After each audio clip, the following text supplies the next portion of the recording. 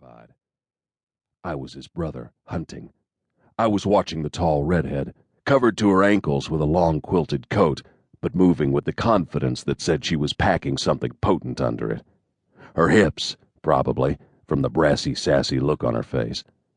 On the other side of the street, a black kid with a geometric design cut into the side of his fade, wearing a white leather jacket with a big red stop sign on the back. He was walking just behind her, tapping his heart, making sure the pistol was still there.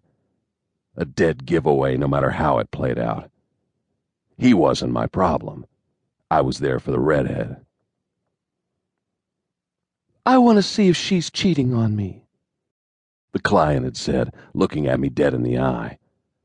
"I'm a hardcore bottom, but whoever owns me, I own that. Understand?"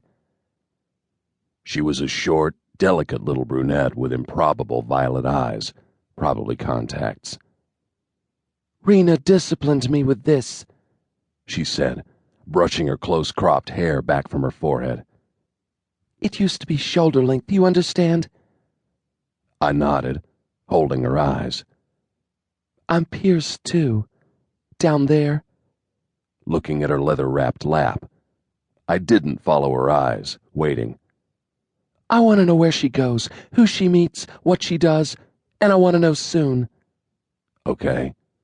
"I don't need pictures, tapes, anything like that. Not legal proof. This is a lot of money for just watching. I expect you to watch close. Agreed?" Yeah. "I don't like dealing with men," the brunette said. "But Michelle said you were all right." Michelle tell you I get paid for what I do? "Yes, she told me everything." If I had a sense of humor left, I would have laughed at that.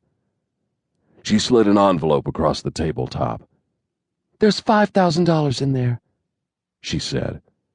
"What am I buying for that?" What you said you wanted, I told her. Michelle came back a few months after I killed the kid. I don't know how she knew, but she did. She stayed with me for a couple of weeks. Pansy was still up at Elroy's, trying to get pregnant, so it was safe for Michelle to live in my office. Days she visited Terry and the mole in the junkyard bunker. Nights with me. I was up on the roof, looking into the zero. She came up behind me, one red-taloned hand on my forearm, tracer bullet perfume all around her. I had forgotten how pure beautiful she was. I'd never asked her if she'd gone through with the surgery when she came back. Never asked her why she came back at all. She stood close to me, wrapping her arms around me like a referee with a beaten fighter, whispering the same words. "You can always do it, honey," she crooned. "Tonight's not your night." Not this one, anyway. I stayed to myself, in my office, my cell. Did a lot of reading, the way I did when they had me locked down.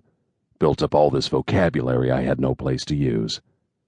I didn't have the heart for any of my usual scams. I waited to save it for the pain. More than a year passed and they never came around. Maybe they knew and just didn't care. It could be. I knew, and I didn't care. I twisted the ignition key and the cab's engine kicked over.